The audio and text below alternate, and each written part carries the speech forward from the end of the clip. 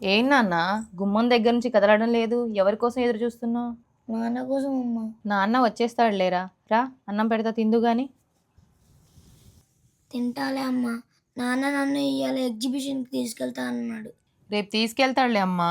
ఏంటమ్మా, నిన్న కూడా అలాగనే అన్నావు, ఇప్పుడు కూడా అలాగనే అంటున్నావు. చూడు నాన్న, అక్కడ మీ నాన్న కష్టపడితేనే ఇక్కడ మనం కడుపు నిండా తినగలం. అర్థం చేసుకోరా. టైం చూసుకొని ఇంకెప్పుడైనా మీ నాన్న నిన్ను తీసుకెళ్తాడు లేరా. అవునా అమ్మా, నాన్న మన కోసం కష్టపడుతున్నాడా? అవునా అన్న. నాన్న ఊకే విసికించకరా, తలనొప్పిగా ఉంది.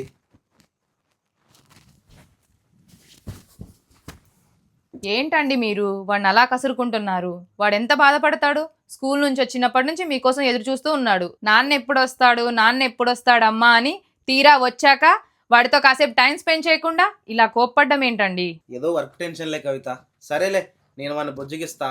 నువ్వు వెళ్ళి వాడికి ఇష్టమైనది ఏదైనా ఉంటే వండు. విషు విషు ఏంట్రా ఈ డాడీ మీద అలిగావా? ఏదో వర్క్ టెన్షన్లో ఉండి నేను సరిగ్గా పట్టించుకోలేదురా. రేపు సండే కదా, పక్కా బయటికి వెళ్దాం, సరేనా? మీరు అలాగనే అంటారు డాడీ. వర్క్ ఎక్కువగా ఉందని లేట్గా వస్తారు. మా ఫ్రెండ్స్ అందరూ వాళ్ళ అమ్మా నాన్నలతో రోజు పార్క్లో ఎంజాయ్ చేస్తూ ఉంటారు డాడీ. నాకు మాత్రం మా మమ్మీ డాడీలతో చిన్న స్వీట్ మెమొరీ కూడా లేదు. ఎందుకు డాడీ నువ్వు నాతో టైం స్పెండ్ చేయట్లేదు? నేనంటే నీకు ఇష్టం లేదా? అలా ఎందుకు అనుకుంటారా, నేను చేసేది నీకోసమే కదరా.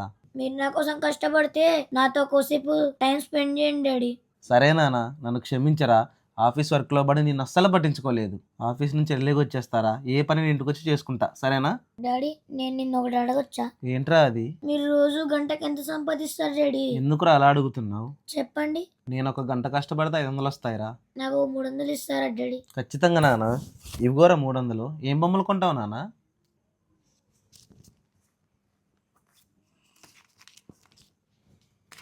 అదేంట్రా, నీ దగ్గర అసలు డబ్బులే ఉన్నావు కదా, ఈ 200 ఎక్కడివి? తిరిగి నా 300 నాకే కాకుండా 200 కల్పిస్తున్నావు ఎందుకు?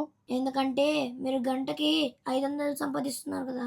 నా కోసం 500 తీసుకొని గంట ముందు ఇంటికి రండి డాడీ. మిమ్మల్ని చాలా మిస్ అవుతున్నాను డాడీ.